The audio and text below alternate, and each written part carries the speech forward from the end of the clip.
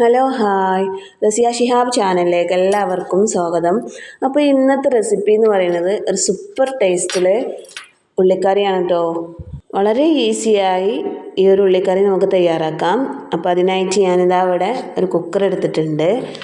പിന്നെ കുറച്ച് ഉള്ളിയൊക്കെ ഞാൻ തൊലി കളഞ്ഞെടുത്തിട്ടുണ്ട് കേട്ടോ. ഇനി അതൊന്ന് കഴുകി വരാം. കുക്കറൊന്ന് ചൂടായി കഴിയുമ്പോൾ അതിലേക്ക് കുറച്ച് ഓയിൽ ഒഴിച്ചു കൊടുക്കാം. ഇനി ഇതിലേക്ക് നമ്മൾ കഴുകി വെച്ചിട്ടുള്ള ഉള്ളി ഇതിലേക്ക് ഇട്ടുകൊടുക്കാം. പിന്നെ നമ്മൾ ചാനൽ ആദ്യമായിട്ട് കാണുന്നവരാണെങ്കിൽ ഒന്ന് സബ്സ്ക്രൈബ് ചെയ്യണം. തൊട്ടടുത്തുള്ള ബെല്ലൈക്കണും കൂടെ ഒന്ന് അമർത്തിക്കുക. ഞാനിടുന്ന എല്ലാ വീഡിയോസും നിങ്ങൾക്ക് അതേ സമയത്തിന് എത്തുന്നതാണ്.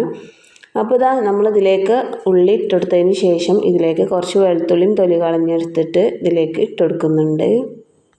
അതിൻ്റെ കൂടെ ഒരില്ലി കറിവേപ്പിലയും ചേർത്ത് കൊടുക്കാം. ഇനി ഇതൊരു മിനിറ്റ് ഒന്ന് മിക്സ് ചെയ്തതിന് ശേഷം നമുക്കിതൊന്ന് ഇതിലേക്ക് കുറച്ച് വെള്ളം ഒഴിച്ചെടുക്കാം. ഒരു അര ഗ്ലാസ് വെള്ളം കൂടെ ചേർത്ത് കൊടുക്കാം. അതിനുശേഷം നമ്മൾ കുക്കർ അടച്ചിട്ട് ഒന്നോ രണ്ടോ വിസിലടിച്ചൊന്ന് എടുക്കാം കേട്ടോ. പെട്ടെന്ന് തന്നെ നമ്മളെ ഉള്ളിയൊക്കെ ഒന്ന് വെന്ത് കിട്ടും. അപ്പോൾ ഇതൊന്ന് കുക്കറിലിട്ടൊന്ന് വേവിച്ചെടുത്തിട്ടുണ്ട്. ഇനി ഒരു പാത്രം, ഒരു ഫ്രൈ പാൻ തന്നെ ഞാൻ അടുപ്പത്ത് വെച്ചെടുത്തിട്ടുണ്ട് കേട്ടോ. പാത്രം ഒന്ന് ചൂടായി കഴിയുമ്പോൾ അതിലേക്ക് ഒരു 2 ടീസ്പൂൺ കടുക് ചേർത്ത് കൊടുക്കാം. അതിന് കൂടെ തന്നെ ഒരു 2 ടീസ്പൂൺ ഉലുവ ചേർത്ത് കൊടുക്കാം. ഇനി ഇതിലേക്ക് ഒരു 2 ടീസ്പൂൺ കുരുമുളകും കൂടെ ചേർത്ത് കൊടുക്കാം. അതിനുശേഷം ഇത് നന്നായി ഒന്ന് വറുത്തെടുക്കാം. അപ്പോൾ ഇത് വളരെ പെട്ടെന്ന് തന്നെ ഒന്ന് വറുത്തെടുക്കാൻ പറ്റും. കടുകൊക്കെ ഒന്ന് പൊട്ടി ഉലുവ ഒന്ന് പൊട്ടി വരുന്ന സമയത്ത് പെട്ടെന്ന് തന്നെ നമ്മൾ ഫ്ലെയിം ഓഫ് ചെയ്യാം. തണുത്തതിന് ശേഷം ഇതൊന്ന് പൊടിച്ചെടുക്കണം.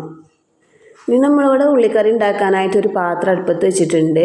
അതൊന്ന് ചൂടായി കഴിയുമ്പോൾ അതിലേക്ക് കുറച്ച് ഓയിൽ ഒഴിച്ചു കൊടുക്കാം. ഓയിലൊന്ന് ചൂടായി കഴിയുമ്പോൾ അതിലേക്ക് ഒരു ടീസ്പൂൺ കടുക് ചേർത്ത് കൊടുത്തിട്ടുണ്ട്. അപ്പോൾ കടുകൊക്കെ ഒന്ന് പൊട്ടി വരുന്ന സമയത്ത് നമുക്കതിലേക്ക് ഒരില്ലി കറിവേപ്പിലയും ചേർത്ത് കൊടുക്കാം.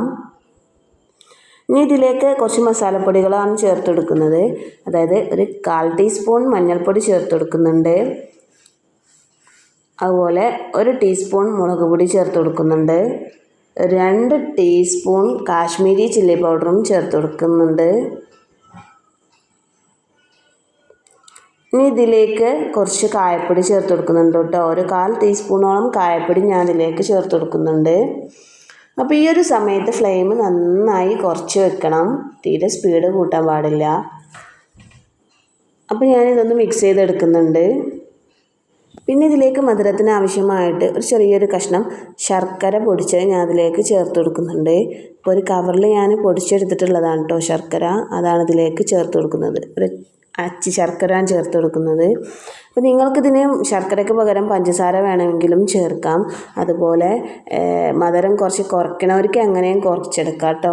അപ്പോൾ അത് നമ്മളെ ഉള്ളി നമ്മൾ കുക്കറിൽ വേവിച്ചിട്ടുള്ളതാണ്. അതും ഇതിലേക്ക് ഒന്ന് ചേർത്ത് കൊടുക്കാം. പിന്നെ ഇതിലേക്ക് ആവശ്യമായിട്ടുള്ളത് പുളിയാണ്. അപ്പോൾ അതിനായിട്ട് ഞാനൊരു നെല്ലിക്ക വലിപ്പത്തിലുള്ളൊരു പുളി എടുത്തിട്ടുണ്ട്. അതൊന്ന് പിഴിഞ്ഞ് അതിലേക്ക് പുളിവെള്ളം ചേർത്ത് കൊടുക്കുന്നുണ്ട്. ഒന്നുകൂടെ ഒന്ന് പുളിവെള്ളം ചേർത്ത് കൊടുക്കുന്നുണ്ട് കേട്ടോ. 2 പ്രാവശ്യം ഒന്ന് ശരിക്കിനൊന്ന് പിഴിഞ്ഞെടുത്തിട്ടുള്ളതാണ്. ഇതിലേക്ക് പാകത്തിന് 1 ടീസ്പൂൺ ഉപ്പ് ചേർത്ത് കൊടുത്തിട്ടുണ്ട്. അപ്പോൾ ഉപ്പൊക്കെ ഒന്ന് നോക്കിയിട്ട് ഉപ്പ് വേണമെങ്കിൽ ഉപ്പൊക്കെ ഒന്ന് പിന്നെയും ആഡ് ചെയ്ത് കൊടുക്കാം. പിന്നെ ഇതിലേക്ക് ആവശ്യമായിട്ടുള്ളത് നമ്മൾ നേരത്തെ പൊടിച്ച് വെച്ചിട്ടുള്ള കുരുമുളകും അതുപോലെ തന്നെ ഉലുവയും കടുകൊക്കെ നമ്മൾ ചേർത്ത് ഒന്ന് വറുത്തെടുത്ത് പൊടിച്ചിട്ടുള്ള പൊടിയാണ് ഇതിലേക്ക് ചേർത്ത് കൊടുക്കുന്നത്. അപ്പോൾ അത് മുഴുവനായിട്ട് ഞാനിതിലേക്ക് ചേർത്ത് കൊടുത്തിട്ടുണ്ട്. ഇനി ഇതൊന്ന് മിക്സ് ചെയ്ത് കൊടുക്കാം. അതിനുശേഷം ഇത് നന്നായി ഒന്ന് തിളച്ച് വരട്ടെ. നന്നായി തിളച്ച് വരുന്ന സമയത്ത് ഇതൊന്ന് കുറുകി വരും. ആ ഒരു സമയം വരെ നമുക്കിതൊന്ന് വേവിച്ചെടുക്കാം കേട്ടോ. അപ്പോൾ ഇതാ ഏകദേശം ഇത് നന്നായി ഒന്ന് തിളച്ച് വരുന്നുണ്ട്. കുറേശ്ശെ കുറുകിയും വരുന്നുണ്ട് കേട്ടോ. അപ്പോൾ ഏകദേശം നമുക്ക് മനസ്സിലാവും. ഇതൊരു കുറച്ചൊന്ന് കുറുകി വരുമ്പോൾ നമുക്കിതൊന്ന് ഫ്ലെയിമെല്ലാം ഒന്ന് ഓഫ് ചെയ്യാം. പിന്നെ ഇത് തണുത്തതിന് ശേഷം ഒന്നുകൂടെ ഒന്ന് കുറുകി വരും കേട്ടോ. ആ ഒരു സമയത്ത് നമുക്കിത് ചോറിൻ്റെ ഒപ്പം കഴിക്കാം. നല്ലൊരു ടേസ്റ്റാണ്. വേറെ ഒരു കറിയും വേണ്ട. ഈ ഒരു കറി ഉണ്ടെങ്കിൽ ഇതൊരു സ്പൂൺ മതി നമുക്ക് ചോറ് കഴിക്കാൻ. അപ്പോൾ എല്ലാവരും ട്രൈ ചെയ്ത് നോക്കണം. തീർച്ചയായും ഫീഡ്ബാക്ക് അറിയിക്കണം.